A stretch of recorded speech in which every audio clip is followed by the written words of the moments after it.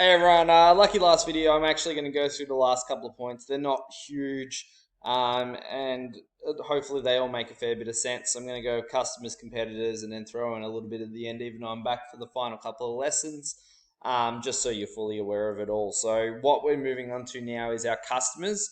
So what do they want, and what do they expect from us as the business overall?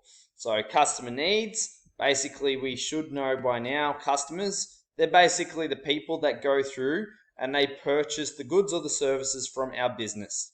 So what does every single customer want? They want a good quality product. They also expect fair prices for the thing that they're buying. So how do we go through and do that? So we need to make sure the product meets what the value of the customer wants. So you can even look at this from a bit of a price perspective. If a product is really, really expensive, they expect the quality to be absolutely amazing. If the price is really cheap, the quality expectations also is a fair bit lower. So they're basically, as we move on now, customers are also more aware of what their product is and the impact it has on the environment. So that's why when you go through and you purchase things at different places, a lot of it is biodegradable. When you get deliveries now, they also make sure that they don't overpackage things and have a lot of plastic in their waste for wastage. There's also a big push for Australian made and Australian owned products, because obviously that encourages more jobs for Australian, better tax purposes, and just helps the economy run from overall. If they get a product that's not up to the standards, customers expect compensation for that. So they either expect a store discount, an exchange, their money back, all of those things. And you got to be also very careful when designing a product, so a good or a service these days, because consumers are more educated. They've got the internet to research, there's more information available, and they're also more health conscious. So if your product isn't going through and helping them out further and looking after their well-being and their health overall, they may not go through and actually buy your product.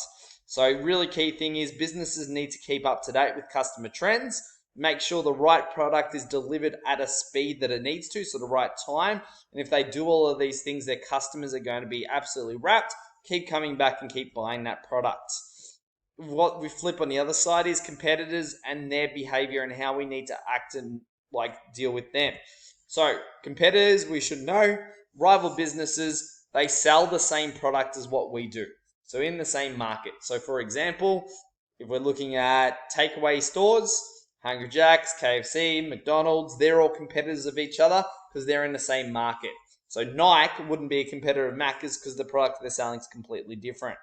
So what we need to be aware of, we need to monitor our competitors to see what they're doing. Really key example would be Woolworths and Coles. If you notice, when one of them have a sale, the other one appears to have a sale. When one of them introduces things like Ushies a few years ago, the other introduced seedlings and other things like that. So you can see that they're trying to act and look at what each other's doing to keep up and date with it. What they also expect from that is fair dealings and healthy competition. So what I mean by this is you can't go through and slander or go through and destroy your competitors' products. Instead, healthy competition focuses on improving and focusing on everyone trying to get better at things. So that way, overall, that key process just drives competitive competition, and customers are the ones that benefit it all from there. The really last couple of points that we're going to go over is we've got two